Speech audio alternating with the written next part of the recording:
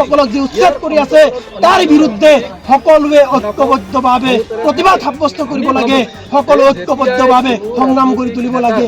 এই আহ্বান শ্ৰদ্ধেয় গোহাঁই ছাৰে ৰাখিছে। উচ্ছেদিত লোকৰ পুনৰ সংস্থাপনৰ দাবীত আজি দেখা পোৱা গৈছে যে বৰপেটা জিলাৰ বাগবৰ ৰাজচক্ৰৰ কাৰ্যালয়ত বৰপেটা জিলাৰ ছাত্ৰ মুক্তি সংগ্ৰাম সমিতি আৰু কৃষক মুক্তি সংগ্ৰাম সমিতিৰ তীব্ৰ প্ৰতিবাদ সাব্যস্ত কৰা পৰিলক্ষিত হৈছে। চাওক আমাৰ এক বিশেষ আশা কৰোঁ যে আমাৰ ৰাইজে লাহে লাহে সজাগ হ'ব, সংগঠিত হ'ব, চৰকাৰী বিভেদকামী ৰাজনীতি, চৰকাৰী দৰিদ্ৰ বিৰোধী ৰাজনীতি বুজি উঠিব আৰু ইয়াৰ বিৰুদ্ধে এক ব্যাপক আন্দোলন গঢ়ি তুলিব লাগিব।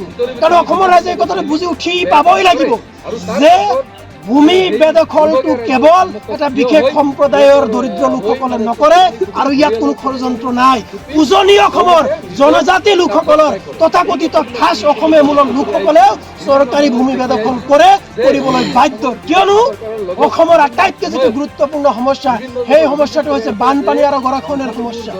প্ৰতি বছৰে বান আৰু গৰাখহনীয়াৰ কবলত পৰি অসমত প্ৰায় ৮,০০০ হেক্টৰ ভূমি সম্পূৰ্ণৰূপে যায়।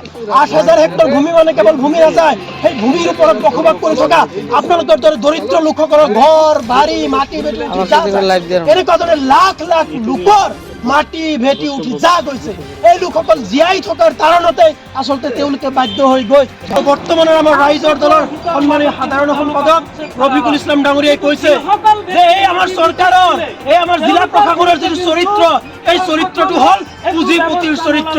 তেওঁলোকে কেতিয়াও দুখীয়া মানুহৰ কথা চিন্তা নকৰে, ভূমিহীন লোকসকলৰ কথা চিন্তা নকৰে, তেওঁলোকে সদায় ধনী লোকসকলৰ কথা চিন্তা কৰে। ধনী লোক মানে কেৱল এটা চাকৰি কৰা লোক নহয়, ধনী লোক মানে আমাৰ গাঁৱৰ ধনী লোকজনৰ কথা নহয়, ধনী লোক মানে আপোনালোকে